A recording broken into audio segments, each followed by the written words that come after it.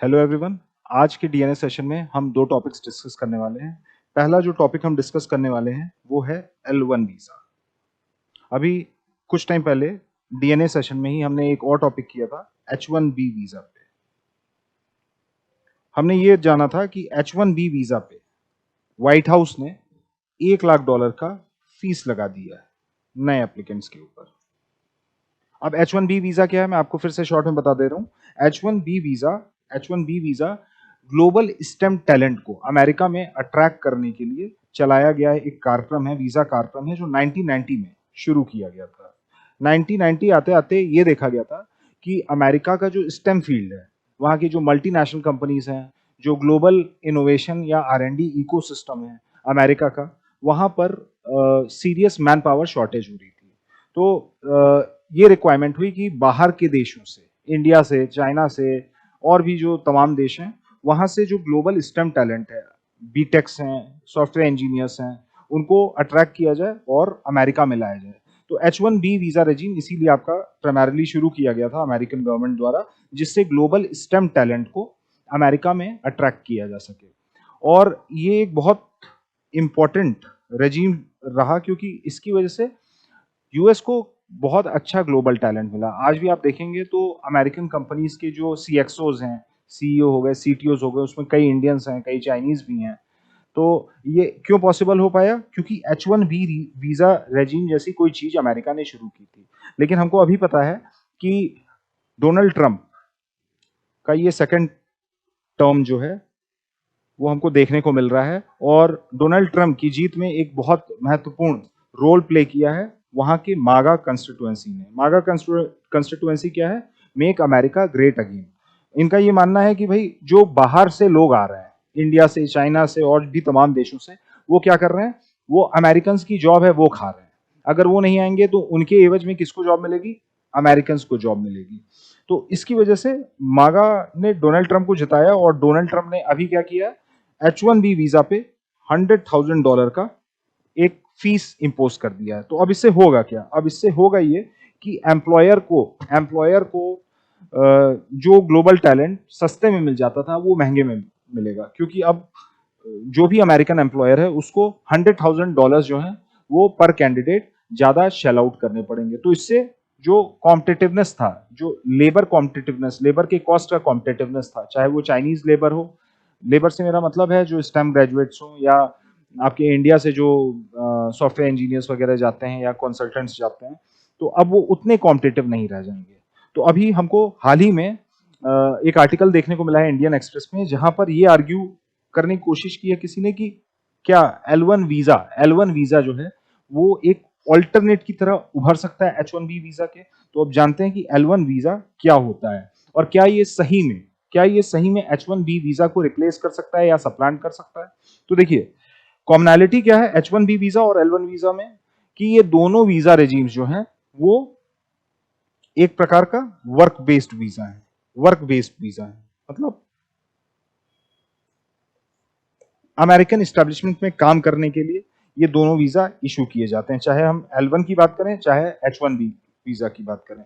लेकिन L1 visa मूलतः कैसे अलग है, उसका कैरेक्टर है H1B वीजा से कैसे अलग है? जो L1 वीजा है वो सिर्फ इंट्रा कंपनी ट्रांसफर के लिए होता है। इंट्रा कंपनी ट्रांसफर से मेरा मतलब है कि मान लीजिए कोई एक अमेरिकन फर्म है, अमेरिकन कंपनी है जिसका हेडक्वार्टर अमेरिका में है, और वो अमेरिकन फर्म है, उसका इंडिया में कहिए गुड़गांव में या बेंगलुरु में या पुणे में कहीं ऑफिस है। वहां पर अगर कोई इंडियन काम कर रहा है, मतलब अमेरिकन कंपनी के किसी इंडियन ऑफिस में या any office elsewhere in the world, वहां काम कर रहा है, उसको अमेरिका भेजना है, तब L1 वीजा का यूज किया जाता है। तो L1 वीजा एक प्रकार का इंट्रा कंपनी वीजा है। मतलब किसी एक फर्म में इंसान काम, अमेरिकन फर्म में कोई व्यक्ति काम कर रहा है, खाली वो L1 वीजा रेजिम को यूज करके पुणे से या बेंगलुरु से या चाइना के किसी सिटी से वो कहाँ जा सकता है? वो अमेरिका जा सकता है। दूसरी चीज, एक रिक्वायरमेंट तो ये हो गई कि ये इंट्रा कंपनी है, मतलब एक ही कंपनी में आप कार्यरत रहते हुए कंट्री ए से यूएस मूव कर सकते हैं। दूसरी जो रिक्वायरमेंट ये है L1 वीजा पाने की, कि वो किसी एक कंपनी में पिछले 3 साल से काम कर रहा हो और कम से कम पिछले 3 साल में 1 साल वो किसी और फॉरेन ऑफिस में रहा हो उसी कंपनी में। तो 1 out of past 3 years in some foreign office of the American firm। ये दो रिक्वायरमेंट्स हो जाती हैं किसकी, L1 वीजा की। अब जो आर्ग्यूमेंट है, क्या L1 वीजा H1B को रिप्लेस कर सकता है, तो इसका आंसर है कि ये नहीं कर सकता है। क्यों? क्योंकि L1 वीजा तो पहले से पिक्चर में था। L1 वीजा जो है वो पहले से पिक्चर में था। इसको जहां तक यूज किया जा सकता था, जो अमेरिकन कंपनीज हैं वो यूज करती थी। अब जैसे मान लीजिए एचएस कोई फर्म है, अमेरिकन फर्म, जैसे माइक्रोसॉफ्ट हो गई। माइक्रोसॉफ्ट का हैदराबाद में ऑफिस है, तो ऑलरेडी मान लीजिए कुछ 5 साल से माइक्रोसॉफ्ट हैदराबाद में काम कर रहा है, उसको अमेरिका जाना रहता था। तो जो माइक्रोसॉफ्ट है या अमेरिकन कंपनीज है वो क्या करती थी, वो H1B का रूट नहीं लेती थी, वो रूट लेती थी L1 वीजा का। क्योंकि L1 वीजा में कुछ हमको एग्जेम्पशन या रिलैक्सेशन देखने को मिल जाते हैं, जैसे वहां पर हमको कोटा नहीं देखने को मिलता है या लॉटरी सिस्टम नहीं देखने को मिलता है। तो L1 का अपना एक अलग यूज है और H1B वीजा का अपना अलग यूज है। कॉमनैलिटी आपको पता चल गई, दोनों जो है वो आपके वर्क बेस्ड वीजा हैं। लेकिन डिफरेंस क्या है दोनों में, आइए देखते हैं क्या क्या कुछ डिफरेंसेस हैं L1 वीजा और H1B वीजा में। कॉमनैलिटी क्या है, कॉमनैलिटी दोनों वर्क बेस्ड वीजा है, लेकिन L1 वीजा जो है वो सिर्फ इंट्रा कंपनी ट्रांसफर के लिए होता है, इंट्रा कंपनी ट्रांसफर के लिए होता है। But so is not the case with H1B। ठीक है, ये कोई भी यूएस बेस्ड एम्प्लॉयर जो है स्पॉन्सर कर सकता है। इसमें ऐसी कोई प्रतिबद्धता नहीं है, कोई ऐसा ऑब्लिगेशन नहीं है कि पिछले 3 साल से किसी अमेरिकन कंपनी के इंडिया ऑफिस में या चाइना ऑफिस में काम करने की जरूरत है। दूसरा डिफरेंस क्या है, H1B वीजा में हमको क्या देखने को मिलता है, कोटा देखने को मिलता है या लॉटरी सिस्टम देखने को मिलता है। हमने बात की थी जब हम H1B वीजा कर रहे थे, तो हमने जाना था कि एक साल में जो maximum number of H1B visa American establishment issue कर सकती हैं, उनकी संख्या जो है वो 85,000 है, 85,000। But so is not the case with L1 visa. इसमें ऐसा कोई कैप नहीं है, there is no such cap. मतलब जितने वीजा अप्लाई किए जाएंगे, अगर स्क्रूटिनाइज होकर उनको सहमति मिल जा रही है, तो L1 वीजा कितने चाहे उतने इशू किए जा सकते हैं। लेकिन H1B वीजा में क्या है, 85,000, 65,000 प्लस 20,000, मतलब 85,000 से ज्यादा H1B वीजा एक साल में अमेरिकन एस्टेब्लिशमेंट जो है वो इशू नहीं करता है। इसके अलावा हमको ये पता है H1B वीजा के थ्रू जो स्पाउसेस हैं, अगर उनको जाना होता है तो वो H4 वीजा इशू किया जाता है उनको। H4 वीजा में जो स्पाउस है, मान लीजिए किसी को H1B वीजा इशू किया गया, तो उसकी जो वाइफ होगी या जो उसका हस्बैंड होगा, उसको जो वीजा मिलेगा, इसको स्पाउसल वीजा भी कहते हैं, उसको हम कहते हैं H4 वीजा। H4 वीजा में काम खोजना या अमेरिका में अगर स्पाउस को वर्क करना है तो उसमें थोड़ी सी डिफिकल्टी होती है, लेकिन ऐसा हमको L1 में देखने को नहीं मिलता है। L1 में जो स्पाउसल वीजा होता है हम उसको L2 वीजा कहते हैं। L2 visa for L1 spouses है, मतलब L1 के जो हस्बैंड या वाइफ होंगे उनको जो वीजा इशू किया जाता है वो L2 वीजा किया जाता है। तो L2 वीजा में जो वर्क रिलेटेड एस्पेक्ट है अमेरिका में रह के, वो थोड़ा सा आसान हो जाता है। लेकिन H4 में क्या है, H4 में आपको कुछ चीजें टिक मार्क करनी पड़ती है, मतलब यहाँ थोड़ा सा रेगुलेशन ज्यादा है। H4 वीजा वाले जो स्पाउसेस होते हैं उनको अमेरिका में काम खोजने में या काम पकड़ने में थोड़ी दिक्कत होती है, but so is not the case with L2। अगली चीज है क्या टेन्योर रहता है, मैक्सिमम टेन्योर। तो H1B वीजा में हमने क्या देखा था, जो मैक्सिमम टेन्योर है 3 साल प्लस 1 साल प्लस 1 साल प्लस 1 साल, मतलब मैक्सिमम टेन्योर 6 इयर्स का रहता है। पहले बार जब ये वीजा इशू किया जाता है तो ये मात्र 3 साल के लिए किया जाता है, लेकिन बाद में आप इसको एक्सटेंड करा सकते हैं एक एक साल करके, मैक्सिमम 3 साल तक, यानी 3+3। तो मैक्सिमम टेन्योर जो अवेलेबल है H1B वीजा के तहत वो कितने का है, 6 इयर्स का है। बट L1 में क्या है, L1 में अब देखिए थोड़ा सा कैच है। L1 बेसिकली 2 टाइप के होते हैं, एक होता है L1A वीजा और दूसरा होता है L1B वीजा। ठीक है, L1A वीजा जो होता है वो एग्जीक्यूटिव या मैनेजेरियल रोल के लिए दिया जाता है, मैनेजेरियल रोल के लिए दिया जाता है। जबकि जो L1B वीजा है वो कितने समय के लिए दिया जाता है? वो दिया जाता है आपका,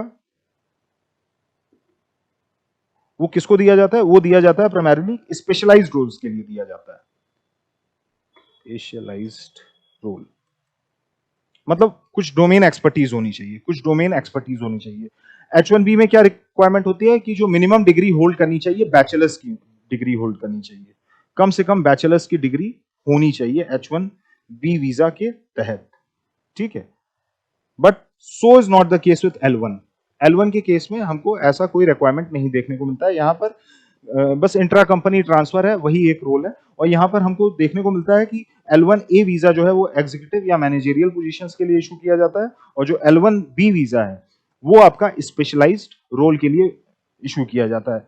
तो L1A वीजा जो इशू किया जाता है वो किया जाता है करीब करीब 7 साल के लिए, 7 ईयर्स, और इसमें कोई एक्सटेंशन वगैरह नहीं होता। जैसे यहां हमने देखा था 3 साल, उसके बाद एक साल का एक्सटेंशन।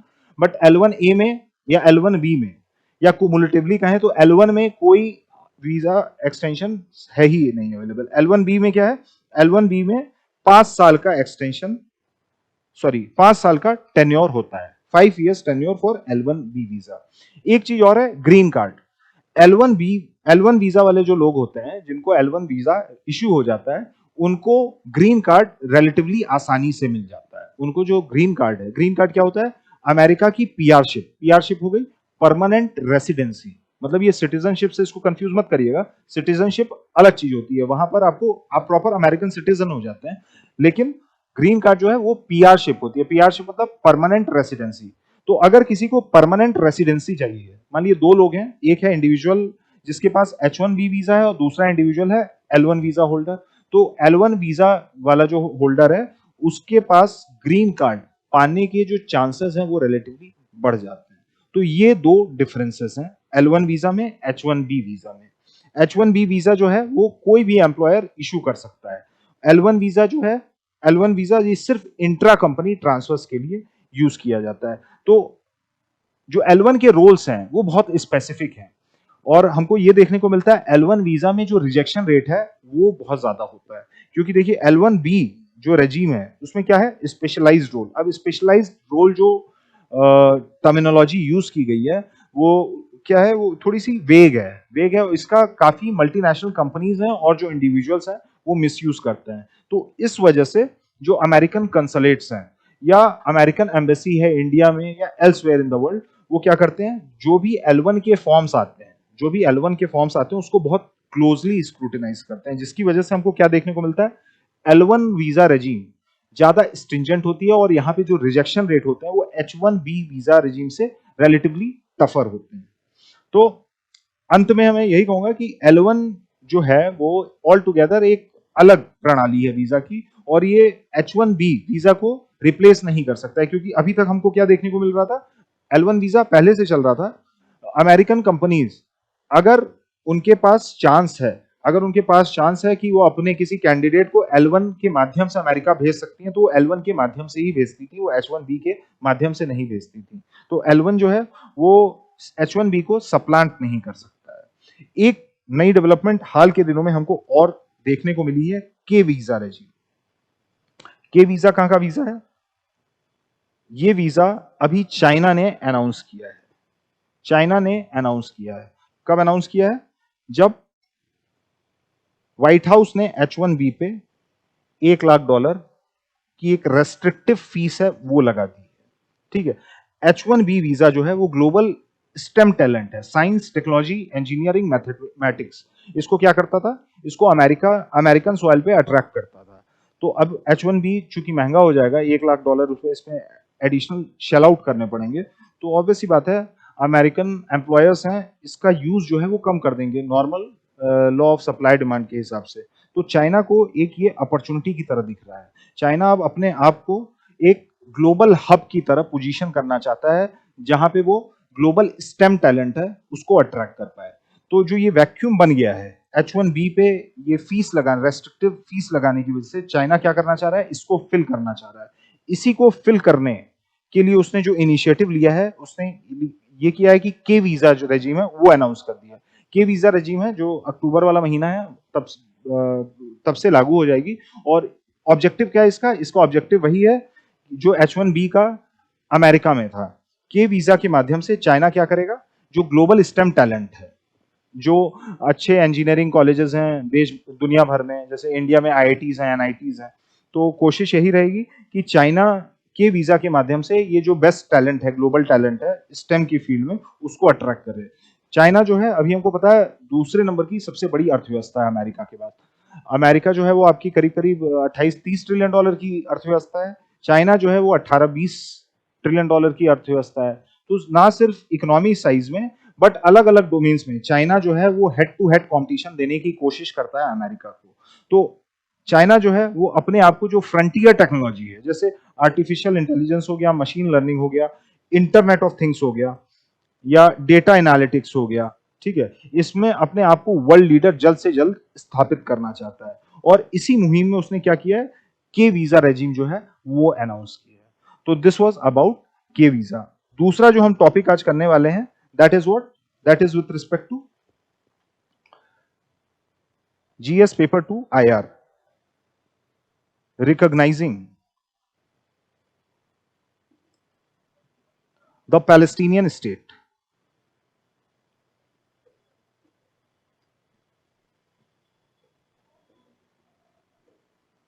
ये टॉपिक हम पढ़ रहे हैं जीएस पेपर 2 के हेड के अंडर, इंटरनेशनल रिलेशंस। ठीक है, तो न्यूज अभी क्या है? अभी हमको ये जानने को मिला है कि फ्रांस ने यूएनजीए में पैलेस्टीनियन स्टेटहुड रिकॉग्नाइज किया है। मतलब पैलेस्टीनियन स्टेट है, उसका स्टेटहुड है वो रिकॉग्नाइज किया है। अब फ्रांस पहली ऐसी कंट्री नहीं है जिसने पैलेस्टीनियन स्टेटहुड रिकॉग्नाइज किया हो। इसके पहले भी कई कंट्रीज हैं, जैसे यूके हो गई, जैसे कनाडा हो गए, ऑस्ट्रेलिया हो गए। ये कुछ एंग्लो सैक्सन स्फेयर की कुछ कंट्रीज हैं जो फ्रांस के पहले पैलेस्टीनियन स्टेट का स्टेटहुड रिकॉग्नाइज कर चुकी थी। ये टू स्टेट सोल्यूशन को मानने वाली कंट्रीज हैं। उनका ये कहना है कि एक इंडिपेंडेंट पैलेस्टीनियन स्टेट होना चाहिए और जो इजरायली ऑक्यूपेशन है पैलेस्टीनियन टेरिटरी पे वो हटना चाहिए और पैलेस्टीन एक नया स्टेट इमर्ज करना चाहिए। तो France has also joined the wagon. France UNGA में कैटेगोरिकली अनाउंस कर दिया है कि वो पैलेस्टीन की जो स्टेटहुड है उसको रिकॉग्नाइज कर रहा है। अब इसका क्या असर हुआ है इसराइल पे? तो इसराइल ने बहुत शार्पली रिएक्ट किया है। इसराइल के जो प्राइम मिनिस्टर हैं बेंजामिन नेतन्याहू, उन्होंने कैटेगोरिकली बोला है कि ये सब करके फ्रांस क्या कर रहा है? टेररिज्म को रिवॉर्ड कर रहा है। मतलब जो हमास का कृत्य था, हमास ने जो किया अभी 1-1.5 साल पहले, उसको रिकॉग्नाइज कर रहा है, उसको रिवॉर्ड कर रहा है। और दूसरी बात जो इजरायली प्राइम मिनिस्टर ने ये कही है कि अब चाहे हमास हमारे मतलब इजरायली जितने भी होस्टेजेस हैं उसको छोड़ दे रहा है, तब भी ये जो वॉर एग्जिस्टिंग वॉर है वो सीज नहीं करेगी। ग्राउंड लेवल पे इसराइल जो है वो स्ट्राइक करता रहेगा। तो ये हो गया पूरा न्यूज। अब समझिए कि इस मूव के क्या इंप्लीकेशन होने वाले हैं। What are the implications going to be like. ठीक है, क्या इंप्लीकेशंस होने वाले हैं? तो हमको ये पता है कि फ्रांस ने, यूके ने, कनाडा ने, ऑस्ट्रेलिया ने और भी कई कंट्रीज हैं मिडिल ईस्ट की जो पैलेस्टीनियन स्टेट को रिकॉग्नाइज करती हैं, पैलेस्टीनियन स्टेट को रिकॉग्नाइज करती हैं, और फ्रांस ने यूएनजीए में रिकॉग्नाइज कर दिया। अब इसका असर क्या पड़ेगा? तो असर कुछ खास नहीं पड़ना है ग्राउंड लेवल पे, क्योंकि हमको ये पता है कि इसराइल जो है, इसराइल ने कैटेगोरिकली डिनाई किया है कि it's not going to cease the war. दूसरी बात, इसराइल के पास अमेरिका की बैकिंग है और जर्मनी जो एक बहुत इंपॉर्टेंट यूरोपियन पावर है, यूएस और जर्मनी दोनों कंट्रीज की बैकिंग है। ठीक है, दूसरा है इसराइल जो है वो फुल डिनायल मोड में है कि मतलब कम वॉट में, मतलब हम जो वॉर है उसको ग्राउंड लेवल पे सीज नहीं करने वाले हैं। हालांकि जो ये इनिशिएटिव लिया गया है फ्रांस द्वारा, यूके द्वारा, उसका बहुत कुछ हो सकता है, बहुत कुछ पॉसिबल इंप्लीकेशन हो सकता है। तो ये बस एक मॉरल सिग्नलिंग की तरह देखा जा सकता है, nothing more than that. Ground level पे, फंक्शनल लेवल पे इसके ऊपर कुछ भी नहीं होना। ये एक प्रकार की मॉरल सिग्नलिंग है, वर्चुअल सिग्नलिंग है, और साथ ही साथ एक प्रकार का इंटरनेशनल प्रेशर क्रिएट करने की टैक्टिक है। लेकिन जो देखने को आ रहा है वो ये देखने को आ रहा है कि इसराइल पे इसका कोई फर्क नहीं पड़ रहा है, क्योंकि पास्ट में भी और भी एंग्लो सैक्सन स्फीयर के जो कंट्रीज हैं, जो ट्रेडिशनली या कन्वेंशनली हमको देखने को मिलता था इजराइल के साथ खड़ी रहती थी, वो पैलेस्टीन के साथ खड़ी है।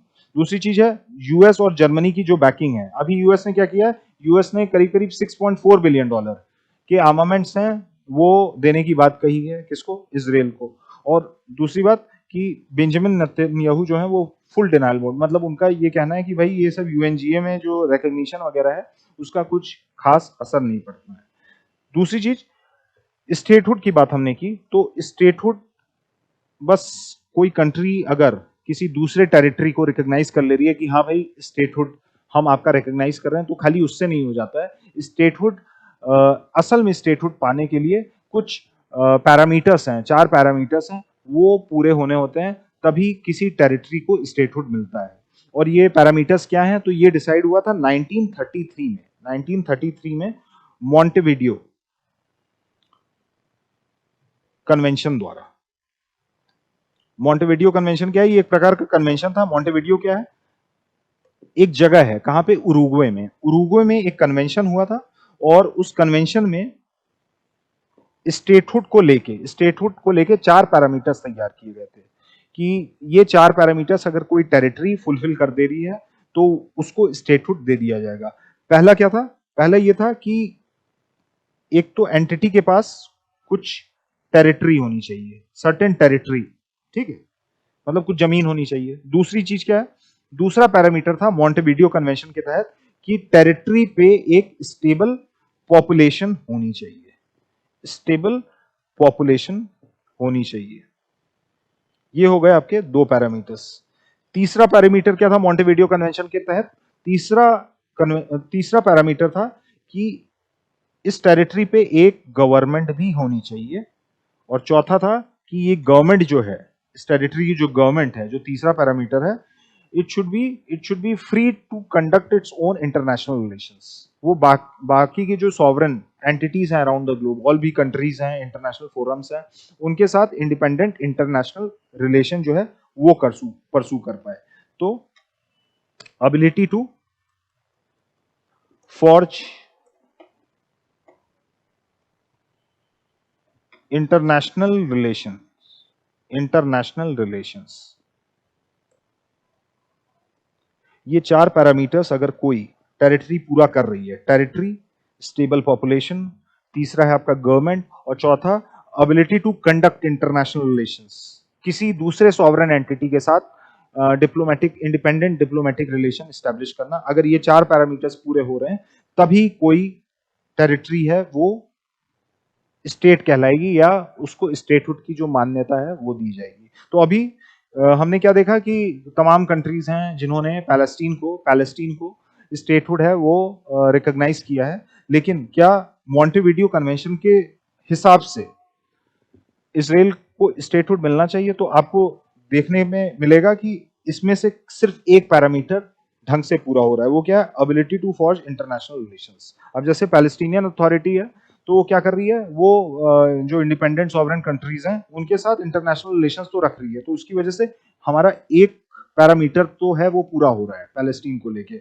लेकिन व्हाट अबाउट टेरिटरी की बात करें, अगर टेरिटरी की बात करें तो पिछले 1.5-2 साल में हमको क्या देखने को मिला है, जब से ये स्ट्राइक देखने को मिली है, दोनों के बीच में जो डिस्कॉर्ड शुरू हुआ है, जब से हमास ने वहां पे किडनैपिंग की और उसके बाद इसराइल ने एयर स्ट्राइक की है, गाजा पे हमको देखने को मिला है बॉम्बिंग की है, तो उसके बाद से एक ठीक ठाक टेरिटरी का सेगमेंट जो है वो इसराइल ने ऑक्यूपाई कर लिया है पैलेस्टीन का, ठीक है, चाहे आपका ईस्ट जेरूसलम हो, चाहे वेस्ट बैंक हो, चाहे आपका गाजा हो, ठीक है, ये सारी जो टेरिटरीज हैं वो इसराइल ने ऑक्यूपाई कर रखी है। तो एक तो हो गया lack of stable territorial zone, ये नहीं है किसके पास, पैलेस्टीन के पास।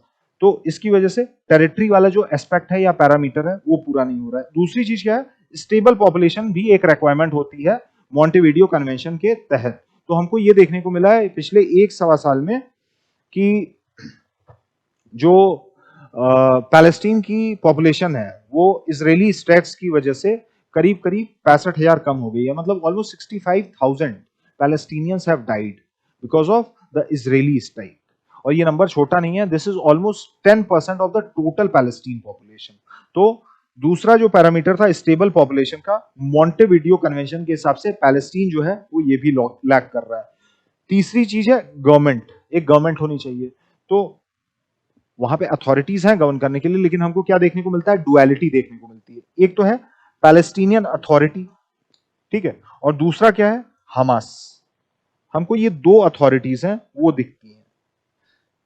हमास भी है, वो भी दूसरे देशों के साथ बातचीत करती है, और जो पैलेस्टीनियन अथॉरिटी है जो रिलेटिवली सोबर है वैसे भी हमास, वो भी कंडक्ट करती है। तो हमको गवर्नमेंट के रोल में डुअलिटी देखने को मिलती है पैलेस्टीन के केस में, कि वहां पर पैलेस्टीनियन अथॉरिटी है वो भी एक्टिव है, और साथ ही साथ जो हमास है वो भी आपका एक्टिव है। तो इसकी वजह से हमको डुअलिटी ऑफ गवर्नमेंट, एक सिंगुलर गवर्नमेंट नहीं देखने को मिलती है। तो मॉन्टेविडियो कन्वेंशन के हिसाब से 4 में से 3 पैरामीटर्स जो है वो पैलेस्टीन पूरा ही नहीं कर पाता है। सिर्फ अभी एक पैरामीटर है, एबिलिटी टू फोर्ज और conduct independent international relations with other sovereign entities, खाली यही सारी चीजें हैं वो कवर हो रही है, ठीक है। तो इस वजह से मॉन्टेविडियो कन्वेंशन के हिसाब से पैलेस्टीन को स्टेटहुड नहीं मिल रहा है, ठीक है। भले यूएनजीए में फ्रांस या यूके, कनाडा और तमाम देश हैं मिडिल ईस्ट के, वो रिकॉग्नाइज कर लें कि हाँ Palestine is an independent sovereign state, but Montevideo convention के हिसाब से it doesn't qualify to be a state. एक क्वेश्चन लिख लेते हैं।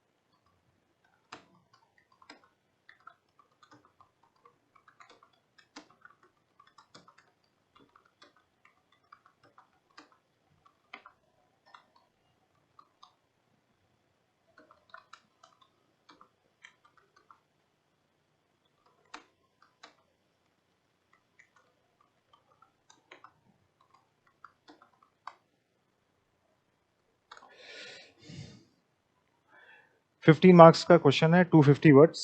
The K visa announced by China recently is an attempt to fill the vacuum left by H1B fiasco.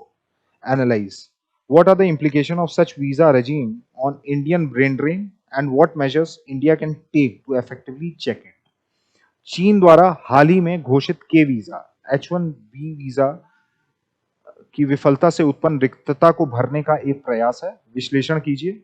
इस visa व्यवस्था के भारतीय प्रतिभा पलायन पर क्या प्रभाव होंगे और इसे प्रभावी ढंग से रोकने के लिए भारत क्या उपाय कर सकता है। सच वीजा रेजिम्स, एक करेक्शन कर लिए, सच वीजा रेजिम्स, ठीक है। मतलब वीजा रेजिम से मेरा मतलब है चाइना का जो के वीजा है और अमेरिका का जो H1B वीजा है।